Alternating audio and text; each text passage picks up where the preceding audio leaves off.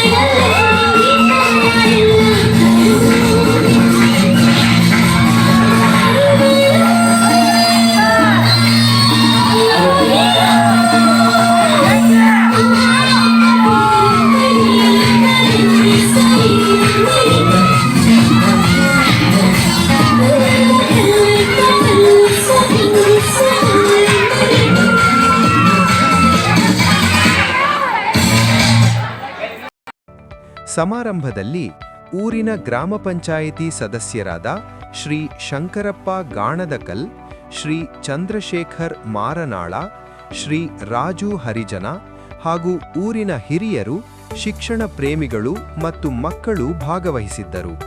ಅದೇ ರೀತಿಯಾಗಿ ತಮ್ಮ ಮಕ್ಕಳ ಪ್ರತಿಭೆಯನ್ನ ನೋಡಲು ಬಂದಿರತಕ್ಕಂತಹ ಮಾತೆಯರನ್ನ ಈ ಸಂದರ್ಭದಲ್ಲಿ ನೆನೆಯುತ್ತಾ, ಈಗ ಮಾತಾಡುವಂತಹ ಒಂದು ಸಂದರ್ಭನೂ ಅಲ್ಲ, ಆದರೆ ಮಕ್ಕಳ ಕಾರ್ಯಕ್ರಮ ಇರೋದ್ರಿಂದ ಅದರ ಒಂದು ಸ್ಟೇಜಿನ ಒಂದು ವ್ಯವಸ್ಥೆನೇ ಹಾಗೆ.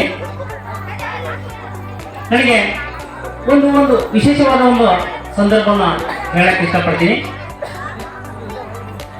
ಪಂಪ ಕನ್ನಡದ ಆದಿಕವಿ ಅಂತ ಹೇಳ್ತಾರ. ಪಂಪ ಒಂದು ಕಡೆ ಹೇಳ್ತಾನ ತನ್ನ ಊರಿನ ಬಗ್ಗೆ, ಆ ರಂಕಿಷ ಮಿಟ್ಟಡ ನೆನವಿದೆಲ್ಲ ಮನಂ ಬಡವಾಸಿ ದೇಶ ಮತ್ತೆ. ಆ ಒಂದು ಪಂಪನ ಒಂದು ವ್ಯಾಖ್ಯೆ ನೆನಪಾಗ್ತದೆ ನನಗೂ ಕೂಡ. ಶಾಲೆ, ಮಕ್ಕಳು, ಊರು ಅಂದ ತಕ್ಷಣ ನನಗೆ ಪ್ರಥಮದಲ್ಲಿ ನೆನಪಾಗುವ ಊರು ಯಾರು? ನನಗೆ ಸಿಂಧಿಗೆ. ಯಾಕಂದ್ರೆ ನನ್ನ ತವರು ಇದ್ದ ಹಾಗೆ. ಯಾಕಂದ್ರೆ ನಾನು ಡ್ಯೂಟಿ ಮಾಡಲು ಬಂದಾಗ ಸಾಕಷ್ಟು ತಪ್ಪುಗಳನ್ನು ಮಾಡ್ತಿದ್ದೆ. ಇಲ್ಲಿರ್ತಕ್ಕಂಥ ಮಕ್ಕಳಿಂದ ಸಾಕಷ್ಟು ಕಲಿತೆ. ಜೊತೆಗೆ ಇಲ್ಲಿರ್ತಕ್ಕಂಥ ನನ್ನ ತಾಯಿಯರಿಂದ ಸಾಕಷ್ಟು ನಾನು ಅವರ ಅನ್ನವನ್ನು ತಿಂದೇನೆ, ಅವರ ಸಲಹೆಗಳನ್ನ ಕೇಳಿದ್ದೇನೆ. ಹೀಗಾಗಿ ಈ ಊರನ್ನು ಮರೆಯಲು ನನಗೆ ಸಾಧ್ಯವಿಲ್ಲ. ಈ ಈ ಮಕ್ಕಳ ಒಂದು ಪ್ರೀತಿ ವಿಶ್ವಾಸ ನನ್ನನ್ನ ಕಟ್ಟಿ ಹಾಕಿತು. ಆದರೆ ನನ್ನ ವೈಯಕ್ತಿಕ ಜೀವನದ ಒಂದು ನಿಮಿತ್ತವಾಗಿ ನನ್ನ ಸ್ವಾರ್ಥ, ವೈಯಕ್ತಿಕ ಸ್ವಾರ್ಥ ಅಂತ ಹೇಳ್ಬೋದು, ನಿಮ್ಮೂರು ಬಿಟ್ಟು ನಾನು ಹೋದ್ಮೇಲೆ ಗೊತ್ತಾಯ್ತು, ಯಾವುದೇ ವಸ್ತು ನಮ್ಮ ಹತ್ರ ಇದ್ದಾಗ ಅದ್ರ ಬೆಲೆ ಗೊತ್ತಾಗಂಗಿಲ್ಲ. ನಮ್ಮಿಂದ ಆ ವಸ್ತು ದೂರ ಹೋದಾಗ ಮಾತ್ರ ಆ ವಸ್ತುವಿನ ಬೆಲೆ ಗೊತ್ತಾಗುತ್ತೆ ಅಂತ ಹೇಳಿ ನನಗೆ ಪ್ರತಿ ಕ್ಷಣನೂ ಕಾಡುತ್ತೆ, ಸಿಂದಿಗೇರಿ ಸಿಂದಿಗೇರಿ ಸಿಂದಿಗೇರಿ ಅಂತ. ಸಿಂದಿಗೇರಿನ ಬೇಸ್ ಮಾಡ್ಕೊಳ್ಳೋಕ್ಕೆ ನನಗೆ ಇಷ್ಟ ಇಲ್ಲ, ಆದರೂ ಅನಿವಾರ್ಯವಾಗಿ ನಾನು ಬಂದೆ. ನನಗೆಲ್ಲರೂ ಕೂಡ ಬಹಳ ಖುಷಿಯಾಗಿ ಮಾತಾಡಿದ್ರು. ನನಗೆ ಊಟ ಮಾಡೋದಕ್ಕೆಲ್ಲ ಹೆಚ್ಚು ಬಹಳ ಖುಷಿ ಆಯಿತು. ಯಾಕಂದರೆ ಮುದ್ದು ಮಕ್ಕಳು ನಾನು ನೋಡಿ ಬಂದು ತಪ್ಪಿಕೊಂಡು ಒಂದು ಕಡೆ ಮೊನ್ನೆ ಗಂಜಾಳದವ್ರ ಮದುವಿತ್ತು. ಆ ಮದುವೆಗೆ ಬಂದಿದ್ದೆ ಒಬ್ಬ ಕಾರ್ತಿಕ್ ತಳವಾರ್ ಅಂತ ಹುಡುಗ. ಎಲ್ಲ ಮಕ್ಕಳು ಮಾತಾಡಿಸಿದ್ರು, ಅಂದರೆ ಮಕ್ಕಳ ಪ್ರೀತಿ ಯಾವ ಥರ ಇರುತ್ತೆ ಅನ್ನೋದ್ರ ಬಗ್ಗೆ. ಕಾರ್ತಿಕ್ ತಳವಾರ್ ಅಂತ ಹುಡುಗ ಎಲ್ಲ ಮಕ್ಕಳು ಮಾತಾಡಿಸಿದ್ರು, ದೂರ ಹೋದ್ರು. ಬಟ್ ಬಿಸಿಲಿನ ಒಂದು ಜಳಕ್ಕಾಗಿ ಆ ಮಗು ನನಗೆ ಜ್ಯೂಸ್ ತಂದು ಕೊಟ್ಟು, ಒಂದು ಜ್ಯೂಸ್ ತಂದು ಕೊಟ್ಟು ನನಗೆ ಭಾಳ ಖುಷಿ ಆಯ್ತು. ಅಪ್ಪ ನೀನೇ ಕುಡಿ. ಇಲ್ಲ ಸರ್ ನನಗಲ್ಲ, ಅದು ನಿಮಗೆ ತಂದಿನಲ್ಲ. ಎಂಥ ಅದ್ಭುತವಾದ ಪ್ರತಿಭೆಗಳು, ಎಂಥ ಪ್ರೀತಿ, ಎಂಥ ವಿಶ್ವಾಸ ಮಕ್ಕಳಲ್ಲಿ ಅಂತ. ಈ ಮಕ್ಕಳ ಪ್ರೀತಿಯನ್ನು ನಾನು ಮಿಸ್ ಮಾಡ್ಕೊಂಡೆ. ಎಲ್ಲ ಮಕ್ಕಳಿಗೆ ನಾನು ಈ ವೇದಿಕೆ ಮೂಲಕ ಸಾರಿ ಕೇಳ್ತೇನೆ. ಜೊತೆಗೆ ಈ ಒಂದು ಸಂದರ್ಭ ಒಂದು ವಿಶೇಷವಾದ ಸಂದರ್ಭ. ಏನಪ್ಪಾ ಅಂದ್ರೆ, ಸುಮಾರು 6 ಮತ್ತು 7 ವರ್ಷಗಳ ಕಾಲ ಮಾಂಸದ ಮುದ್ದೆಯಾಗಿ ಇರ್ತಕ್ಕಂಥ ನಿಮ್ಮನ್ನ ಇಲ್ಲಿ ವಿದ್ಯಾ ಬುದ್ಧಿ ಶಿಕ್ಷಣವನ್ನ ಕಲಿಸಿ ನಾವು ಇಂದು ಏನ್ ಮಾಡಿರ್ತೀವಿ, ನಿಮ್ಮನ್ನ ಬೇರೆ ಊರಿಗೆ ಕಳಿಸ್ಕೊಡ್ತಾ ಇದ್ದೀವಿ. ಆದ್ರೆ ಇಲ್ಲಿವರೆಗೂ ನೀವೇನಾಗಿದ್ರಿ ಅಂದ್ರೆ ಬೆಕ್ಕಿನ ಮಕ್ಕಳಾಗಿದ್ರಿ, ವಿದ್ಯಾರ್ಥಿಗಳು ಬೆಕ್ಕಿನ ಮಕ್ಕಳು. ಇನ್ಮೇಲಿಂದ ನೀವು ಮಂಗ್ಯನ ಮಕ್ಕಳು. ಏನ್ ಮಂಗ್ಯನ ಮಕ್ಕಳು ಅಂದ್ರೆ, ಬೆಕ್ಕಿನ ಮಕ್ಕಳನ್ನ ನೋಡ್ರಿ, ಒಂದು ಮರಿ ಇರ್ತದ್ರೆ ಅದು ಆ ಸುರಕ್ಷಿತ ಜಾಗದಲ್ಲಿ ಆ ಪಾಪುನ ತಗೊಂಡು ಹಿಡಿದುತ್ತೆ ಮಗು. ಆ ಮಗುವಿನ ಓದೋದು ಇರೋದು ಆ ತರ ಇತ್ತು ನಮ್ಮ ಪ್ರೈಮರಿ ಶಾಲೆ. ಆದ್ರೆ ಮಂಗ್ಯನ ಮಕ್ಕಳಂದ್ರೆ ಏನ್ ಮಾಡ್ಬೇಕು, ಅಲ್ಲಿ ಆ ಮರಿನ ತಾಯಿನ ತಪ್ಕೋಬೇಕು ಅಂದ್ರೆ ಬಿಟ್ಟಂದ್ರೆ ಆ ತಾಯಿ ಏನ್ ಮಾಡಂಗಿಲ್ಲ, ಆ ಮಗುವನ್ನ ಹಿಡ್ಕೊಳಂಗಿಲ್ಲ. ಅದೇ ರೀತಿಯಾಗಿ ವಿದ್ಯಾರ್ಥಿಗಳೇ, ನಿಮ್ಮ ಜೀವನದಲ್ಲಿ ಒಳ್ಳೆ ಕನಸು ಗುರಿಗಳನ್ನ ಮುಟ್ಟಿ, ಜೊತೆಗೆ ನಿಮ್ಮ ಆಸೆಗಳನ್ನ ಈಡೇರಿಸಲು ಒಂದು ಸಣ್ಣದಾದಂತ ನೋವಿನ ಸಂಗತಿ ಹೇಳ್ತೀನಿ.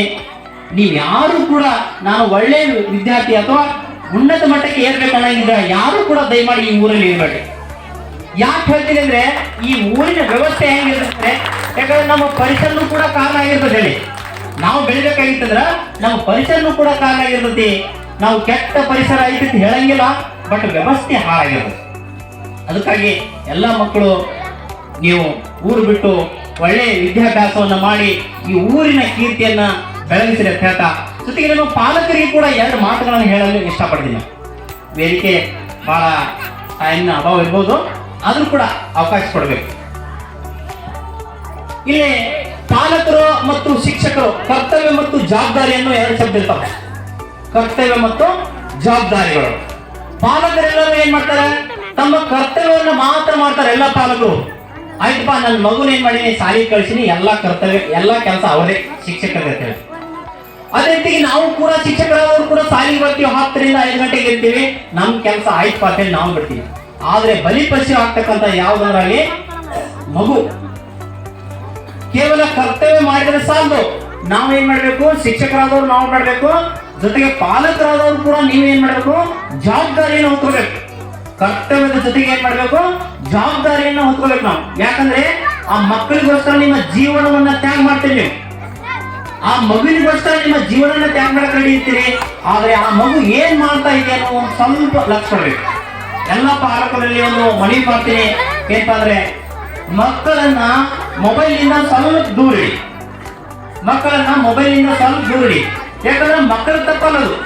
ಯಾಕಂದ್ರೆ ಮೊಬೈಲ್ ಅಂದ್ರೆ ಒಂದು ಜಗತ್ತಿದ್ದಂಗದು. ಅಲ್ಲಿ ಕೆಟ್ಟದ್ದು ಬರ್ತದೆ, ಒಳ್ಳೇದು ಬರ್ತದೆ. ಆದ್ರೆ ದುರ್ದೈವಶಾತ್ ಮನುಷ್ಯನ ಒಂದು ಸ್ವಭಾವ ಏನಂದ್ರೆ, ಕೆಟ್ಟದ್ದನ್ನ ಬೇಗ ತಗೊಂಡ್ಬಿಡ್ತಾನೆ ಮನುಷ್ಯ, ಒಳ್ಳೇದನ್ನ ಬೇಗ ತಗೊಳಂಗಿಲ್ಲ. ನೋಡಿ, ನಾವು ಊಟ ಮಾಡುವಾಗ ಹಾಗಲಕಾಯಿಯನ್ನ ಏನ್ ಮಾಡ್ತೀವಿ, ಸೈಡ್ ತರಿಸ್ತೀವಿ. ಬೇರೆ ಸ್ವೀಟ್ ಅನ್ನ ನಾವು ತಿಂತೀವಿ, ಬಟ್ ನಾಲಿಗೆ ಮಾತ್ರ ಸ್ವೀಟ್ ಒಳ್ಳೇದಾಗಿರುತ್ತೆ, ನಮ್ಮ ದೇಹಕ್ಕೆ ಏನಾಗಿರುತ್ತೆ, ಅದು ನೋವು ಉಂಟು ಮಾಡುತ್ತೆ. ಅದೇ ರೀತಿಯಾಗಿ ಮಕ್ಕಳಲ್ಲಿ ಕೂಡ ನೀವು ಸಾಕಷ್ಟು ಖರ್ಚು ಮಾಡ್ತೀರಿ, ಒಳ್ಳೆ ಗುರಿಯನ್ನ ಇಟ್ಕೊಂಡ್ರಿ. ಜೊತೆಗೆ ಮಕ್ಕಳನ್ನ ಏನ್ ಮಾಡ್ಬೇಕು, ನೀವು ಅವ್ರ ಜೊತೆ ಮೇಲುಸ್ತುವಾರಿ ಮಾಡ್ಬೇಕು. ನನ್ನ ಮಗು ಏನ್ ಮಾಡ್ತಾ ಇದೆ, ಮೊಬೈಲ್ ಹಿಡ್ಕೊಂಡಾನ, ಮೊಬೈಲ್ದಾಗ ಏನ್ ಮಾಡ್ತಾನ ಏನಿಲ್ಲ ಅನ್ನೋದನ್ನ ಸ್ವಲ್ಪ ಗಮನ ಹರಿಸ್ಬೇಕು. ಅದು ಸ್ವಲ್ಪ ಮಾಡ್ರಿ. ಯಾಕಂದ್ರೆ ವ್ಯವಸ್ಥೆನೆ ಹಾಗಿದೆ. ಎಲ್ಲ ನಾನು ನೋಡ್ಲಕ್ಕಾಗಿ ಜಾನ ಜಾನ ಅನ್ಸ್ಕೊಂಡ್ರೆ ಎಲ್ಲ ಮಕ್ಕಳು ಕೂಡ ಹಾಳಾಗಿ ಬಿಟ್ಟಿರ್ತಾವ. ಶಾಲೆ ಒಳಗೆ ಟಾಪ್ ಇರ್ತಾವ, ಅವ ಕಾಲೇಜ್ ಹೋದ ತಕ್ಷಣ ಹಾಳಾಗಿ ಬಿಡ್ತಾವ. ಹಂಗಾಗಬಾರ್ದು. ಶಾಲೆ ಒಳಗೆ ಯಾವ ಟಾಪ್ ಇರ್ತಾವ ಹಂಗೆ ಮುಂದೆ ಹೋಗ್ತಾ ಹೋಗ್ತಾ ಇರಬೇಕು ಅಂತ ಹೇಳ್ತಿ. ನನಗೆ ಇಲ್ಲಿ ಬಹಳ ಅದ್ದೂರಿಯಾದ ಸನ್ಮಾನವನ್ನ ಮಾಡಿದ್ರಿ. ನೀವೆಲ್ಲರಿಗೂ ಕೂಡ ನಾನು ಒಂದು ಸಲಾಮನ್ನು ಹೇಳಿ ನನ್ನ ಮಾತಿಗೆ ವಿರಾಮ ನೀಡಿ.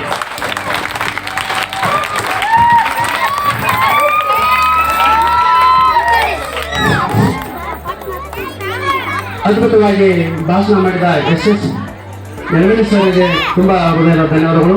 ಕೇವಲ ಯಶಸ್ಸಿನ ಕಥೆಗಳನ್ನು ಹೆಚ್ಚು ಓದಬೇಡ, ಏಕೆಂದರೆ ಯಶಸ್ಸಿನ ಕಥೆಗಳಲ್ಲಿ ನಿಮಗೆ ಸಂದೇಶಗಳೆಷ್ಟು ಸಿಗುತ್ತದೆ. ಸೋಲಿನ ಕಥೆಗಳನ್ನು ಓದಿ ನೀವು ಯಶಸ್ವಿಯಾಗಲು ಉತ್ತಮ ಚಿಂತನೆಗಳು ಕೂಡಿ ಇರುತ್ತೇವೆ ಅಂತ ಹೇಳುತ್ತಾ, ನಮ್ಮ ಶಾಲೆಗೆ ಇನ್ನೊಬ್ಬರು ಮುಖ್ಯ ಅತಿಥಿಗಳಾಗಿ ಆಗಮಿಸಿದ ನಮ್ಮ ರಮೇಶ್ ಸರ್ ಅವರು ಕೂಡ ಈ ಕಾರ್ಯಕ್ರಮದ ಕುರಿತು ಒಂದೆರಡು ಮಾತುಗಳನ್ನು ಆಡಬೇಕಾಗಿ ತಮ್ಮಲ್ಲಿ ಸೌಲಭ್ಯ ಪ್ರಾರ್ಥನೆ.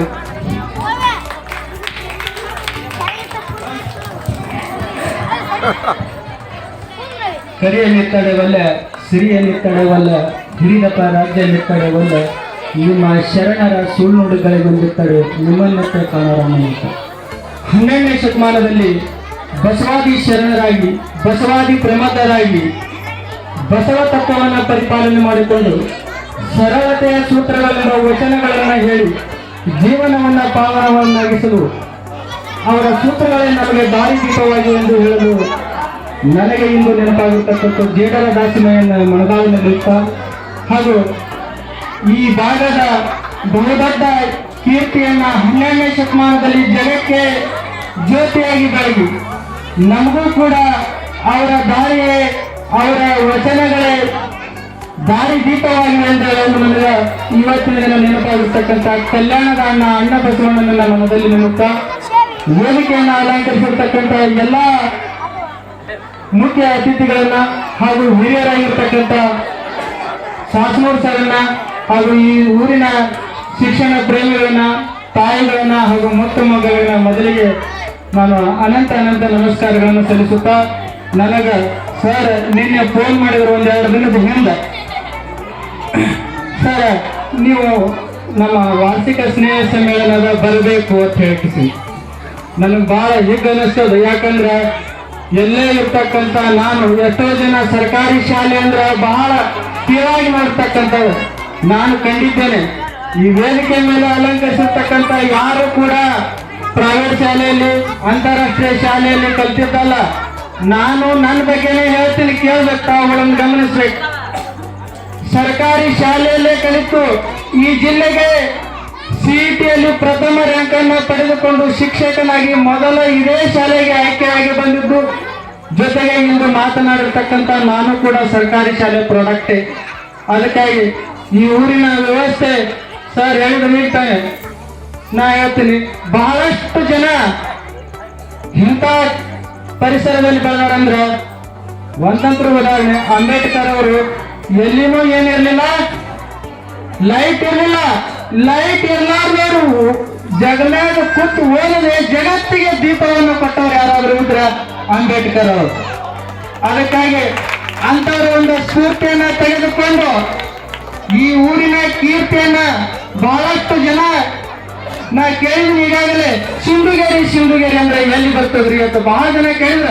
ಅದಕ್ಕಾಗಿ ನಾ ಈ ಶಾಲೆಗೆ ಶಿಕ್ಷಕನಾಗಿ ಬಂದಾಗ ನಾ ಏನ್ ಹೇಳಿದ್ರೆ ಹುಯಿದೀಪರಿಗೆ ಅಂತ ಹೇಳಿದ್ರಿ.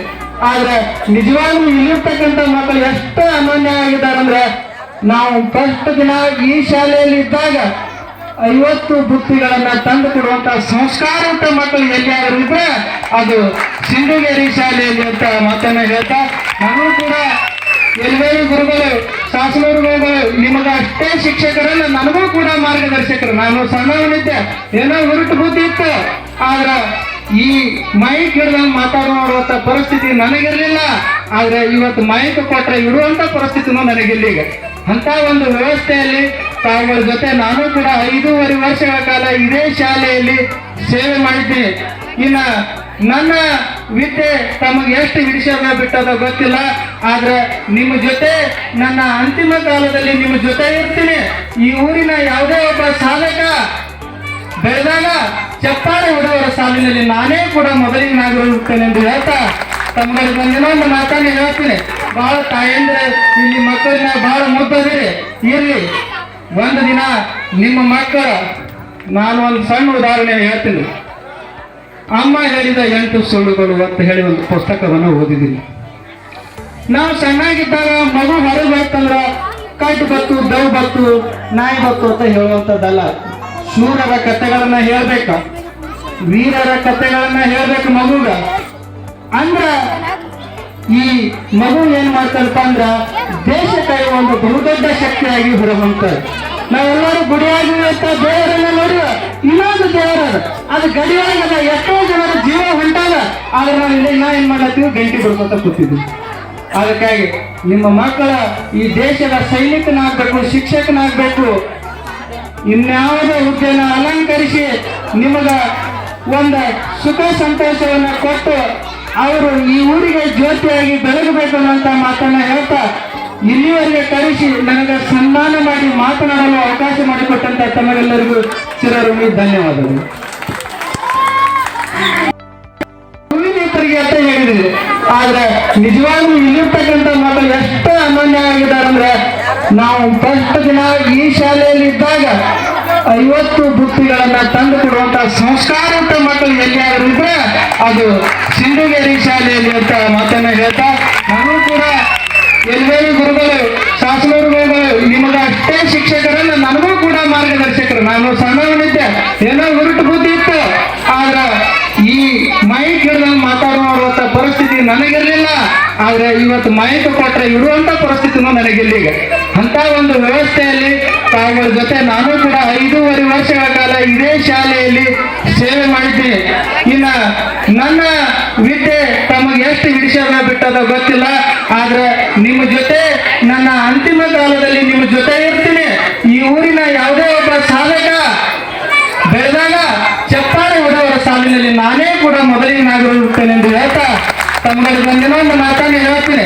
ಬಹಳ ತಾಯಂದ್ರೆ ಇಲ್ಲಿ ಮಕ್ಕಳನ್ನ ಬಹಳ ಮುದ್ದದಿರಿ ಇರ್ಲಿ. ಒಂದು ದಿನ ನಿಮ್ಮ ಮಕ್ಕಳ ನಾನು ಒಂದು ಸಣ್ಣ ಉದಾಹರಣೆ ಹೇಳ್ತೀನಿ. ಅಮ್ಮ ಹೇಳಿದ 8 ಸುಳ್ಳುಗಳು ಅಂತ ಹೇಳಿ ಒಂದು ಪುಸ್ತಕವನ್ನು ಓದಿದ್ದೀನಿ. ನಾವು ಸಣ್ಣಾಗಿದ್ದಾಗ ಮಗು ಹೊರಗೆ ಹೋಗ್ತಂದ್ರ ಕಟ್ಟು ಬತ್ತು, ದವ್ ಬತ್ತು, ನಾಯಿ ಬತ್ತು ಅಂತ ಹೇಳುವಂಥದ್ದಲ್ಲ.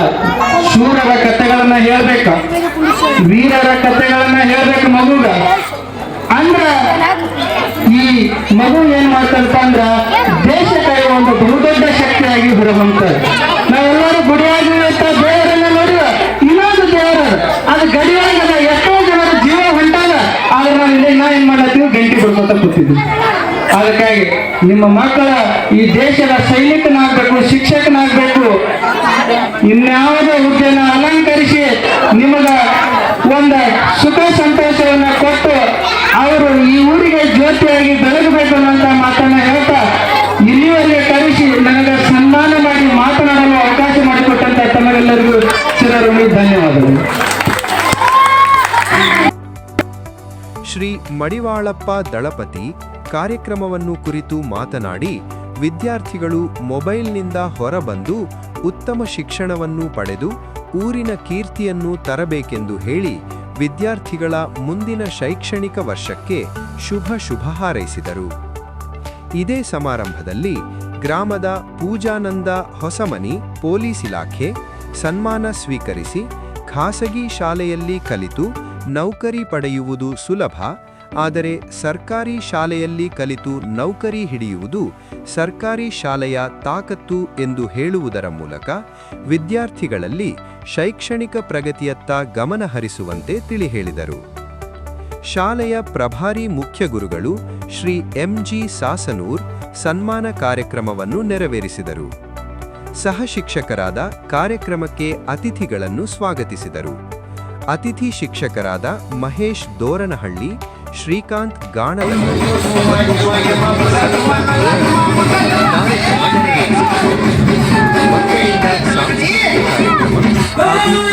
ವಿದ್ಯಾರ್ಥಿಗಳಿಗೆ